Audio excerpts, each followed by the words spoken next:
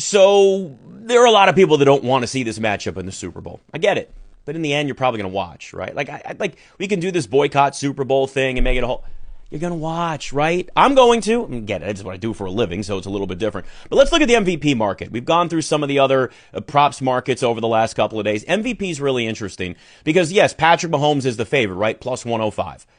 BetMGM's got them there, and they should, right? Like, I mean, I could give you all these numbers, right? Vic Fangio defenses against Patrick Mahomes 8 times, and they're 0-8 straight up, and 2-6 against the spread, and he's got 10 touchdowns and 2 interceptions, and completed 64% of his passes. Or I could just say to you, it's Patrick Mahomes in the Super Bowl, and we've learned, especially last year, you just don't fade him. Like, I'd love to give some more, like, profound answer, but the reality of it is, it's just that. Mahomes is really, really good when it matters the most in the playoffs, and he's going to find ways to get everybody involved in terms of how this offense looks. I don't know, but is there anybody else? If the Chiefs win, right, it's that simple. Mahomes is winning MVP. For the most part. For the most part, we believe that way. I do have one sleeper here, and there is a potential for that. But if we're being honest with ourselves here, this is Mahomes in the Super Bowl, and you just know that it's a quarterback-driven award, right? Now, yes, it's a quarterback-driven award, but I'm sitting here looking at Saquon Barkley at plus 240. We haven't had a running back win MVP in the Super Bowl since 1998. That was Terrell Davis. Michael Pittman was the last running back to run for at least 120 yards in the Super Bowl back in 2003. But Saquon's averaging 147 rushing yards in the playoffs. And listen, this is what got the Eagles here.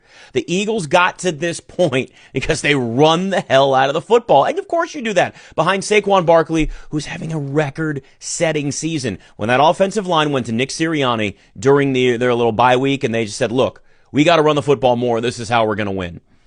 It's worked. There's no way that the Eagles are going to abandon that offense, that approach. They're going with Saquon Barkley. If the Eagles win this Super Bowl, it's most likely because of Saquon Barkley. Now, that being said, Jalen Hurts is still a quarterback, and if they're throwing the ball more like we saw at least last game against Washington, although I'm telling you, Washington's defense was ready to give up a lot after what they squeezed the juice out in terms of in Detroit. Jalen Hurts certainly has a chance, right? He's plus 375. So there is a possibility that he could have himself a game where he runs for 3 touchdowns like we've seen. You know, throws the ball well, throws for 250, threw for 247 against Washington. And maybe there's a chance that Jalen Hurts overcomes Saquon and they're able to win this football game, and then he gets an MVP. The big question is, what Travis Kelce are we going to get? Is it the 117 with receiving yards? Is it the 19 receiving yards? At 15-1, I mean, he's a long shot. They could feed him the ball. That's what Mahomes would want to do, right? Give it to his guy. That is how you get some good value on Kelce.